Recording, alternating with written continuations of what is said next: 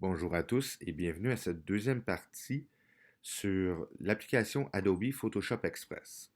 Donc, si vous avez suivi la capsule précédente, on a appris à utiliser Adobe Photoshop Express et bon, je vous ai évidemment demandé une petite activité de photographie. Mais cette fois-là, l'activité va être un peu différente. Vous connaissez mon appréciation de la luminosité en photographie et donc, cette fois-là, j'aimerais que vous concentriez sur la luminosité. Donc, évidemment, il va y avoir une activité qui va être liée à cet aspect-là. Et c'est ce que je vais évidemment vous expliquer à travers cette vidéo. Donc, sans plus tarder, commençons. Donc, dans ce cas-ci, j'ai déjà pris les photos. Je vais vous donner deux exemples. Premier exemple, je vais prendre ici. Oh, c'est mieux. C'est la petite chatte. Donc, oui, c'est mon chat.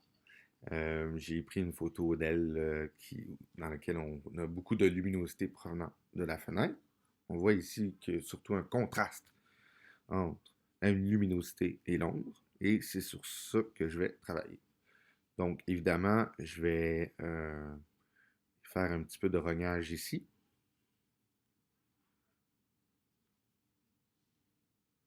Ça va éliminer quand même beaucoup d'espace à travailler. Donc je vais dans les modifications ici. Bon, je travaille au niveau de la netteté, le bruit, ici au niveau de la luminosité, pour que ça soit plus clair, mais pas nécessairement plus éclaté.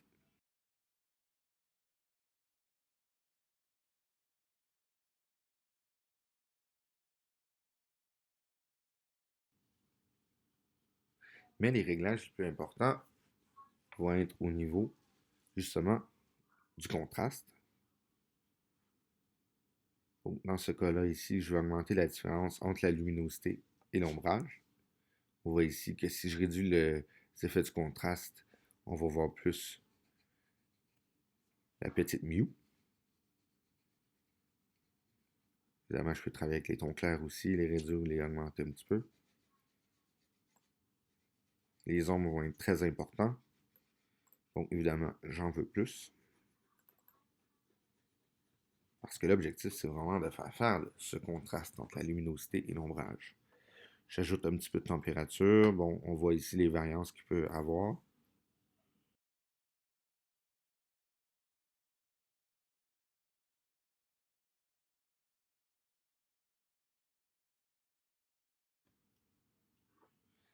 Et pour compléter le tout, il y a les options au niveau des vignettes. Donc, ce que je veux, c'est réduire l'espace autour qui est lumineux, qu'on puisse se concentrer sur ce que la lumière va produire. Donc, moi, évidemment, je veux une vignette qui va être foncée.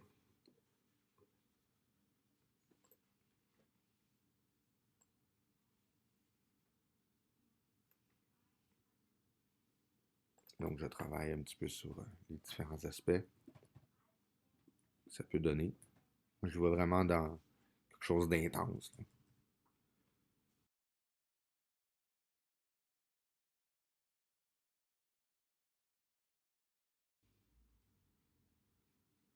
Évidemment, il y a un paquet d'autres options que je peux utiliser. Dans l'activité, je vais vous demander, évidemment, vous travaillez à augmenter le contraste entre luminosité et ombrage. Comme je vous disais, c'est l'objectif principal. Mais sinon, par la suite, vous pouvez utiliser les filtres que vous voulez. Là, c'est selon votre création artistique, votre volonté artistique plutôt. Comme par exemple, si j'ai essayé l'admiration automatique en haut avec la petite baguette, puis j'ai pas aimé ce que ça a donné. Donc, je suis revenu à ce que j'avais fait. Et une fois que c'est complété, évidemment, on enregistre dans la galerie.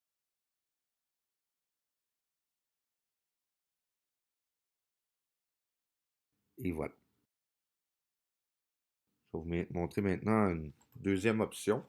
Donc, une belle photo de moi. Remarquez ici, je suis près de ma porte patio pour vous donner une idée. Et l'objectif ici, c'est que mon visage est beaucoup plus éclairé avec une partie de mon chandail, par exemple. Donc, je vais faire un rognage.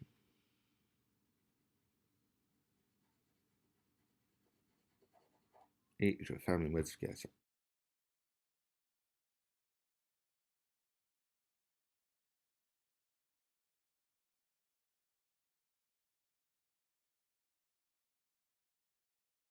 Donc voilà.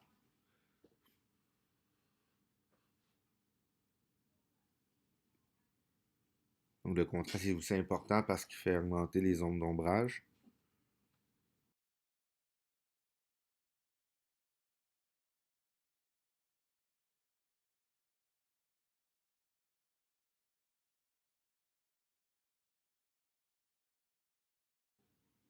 Surtout la fonction noire ici qui va être très importante.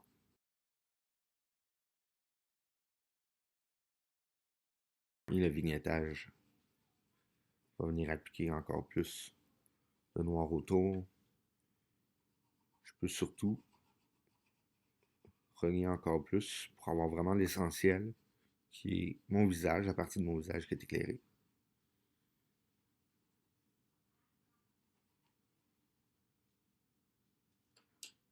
Et voilà, comme vous pouvez constater, vraiment, là, on est passé d'une photo qui était quand même très éclairée à un effet ici d'ombrage. Donc, on voit vraiment juste mon visage. Et par la suite, comme je vous disais, on peut appliquer un fil comme on veut. Et on peut vraiment faire le contraste. Donc, j'essaie par exemple ici noir et blanc. Je peux essayer d'autres filtres comme au niveau de la saturation, au niveau bon, ici de la luminosité, vraiment plein de choses que vous pouvez essayer. L'important, c'est de créer vraiment l'effet entre luminosité et ombrage. Comme vous pouvez constater, le contraste est fort. Donc ça donne, ben, on part d'une photo qui est banale à quelque chose qui est vraiment intéressant. Parce qu'on a travaillé avec la luminosité.